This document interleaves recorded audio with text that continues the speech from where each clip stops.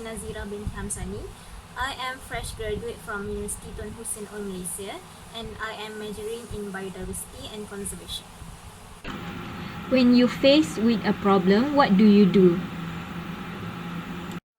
Firstly, I will stay calm and so that I can think rationally.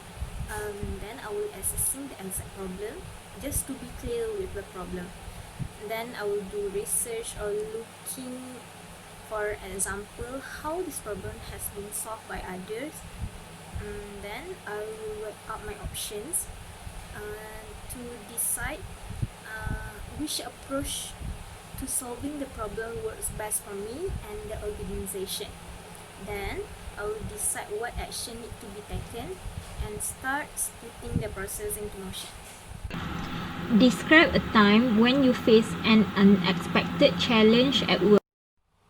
When I was working as a sales assistant, one day my customer was injured in my store. The customer accidentally broke the glass plate and caused injury as a result of the incident. It was my responsibility to handle the situation and to avoid other customer become panic. So what I did was I took the customer to the safe place, and then my co-workers treat the customer wound. After that, I closed the accident area and then quickly I cleaned the broken plate. Thankfully, the customer had been treated and the situation back to the normal. How do you weigh the pros and cons before making a decision? When I have a list of pros and cons to help me make a decision, I start considering whether the cons will keep me from achieving desired outcome or cause unnecessary burden somewhere else.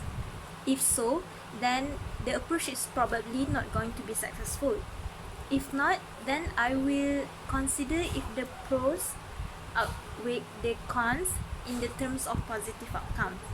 If the pros outweigh the cons, then it is worth pursuing and dealing with any negative effects as they come.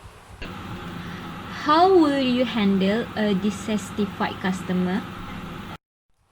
When I encounter an angry or unhappy customer, I start by listening to them to get the bottom of the complaint. Then I will ask probing questions to gain total clarity about the issue. Then I will apologize if the company was at fault. Once I have figured out what is wrong, I will think about how to solve the problem and clearly communicate to the customer what step I will take to address their concern adequately. What metrics do you track on a regular basis? How do you use the information to adjust your approach? As a kindergarten teacher, as a part-time kindergarten teacher, I often use student performance to determine the success of my teaching process.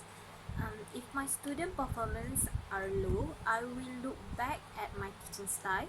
I will more focus on assessing the learning style of my student. Moreover, I will give a lot of motivation by rewards them or prizing them if or simply noting their improvement or hard work.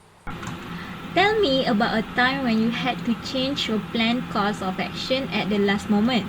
How did you handle this situation? When I was working on my final year project, I need to run an experiment to study the compound in the plant. But unexpected situation occurs when the machine I need to use does not work. So it was my responsibility to come up with solution to solve this difficult problem. So to ensure the project can be done successfully.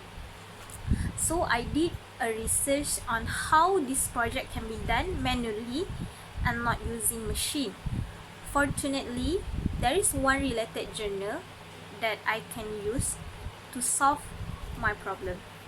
Thankfully, I managed to get a good result, even though it takes a little longer than using a machine. Your manager wants to buy new software to help increase the team productivity, and she asks for your recommendation. How do you respond? First of all, I will ask my manager what characteristics are the most important and what is the company budget. I will begin to study productivity software option that meet the minimal budget criteria. I will consider the ability of the software to fulfill potential need and the customer feedback. Once I had a list of 5 or so optional, I will narrow it down to top 3 with a top recommendation. I will apply my suggestion to my management. Describe a time when you had to solve a problem, but you did not have all the necessary information about it beforehand. What did you do? When I was working as a part-time sales assistant, one day a customer came to ask for a refund. Refund usually done by a cashier, so I do not have any experience with the refund process. But it was my responsibility to come up with a solution to handle the customer and to ensure customer satisfaction. So I quickly called my manager to discuss about the issue. My manager taught me the step to refund over the phone, and I followed his instruction carefully. Thankfully, the refund process was successful and the customer was satisfied.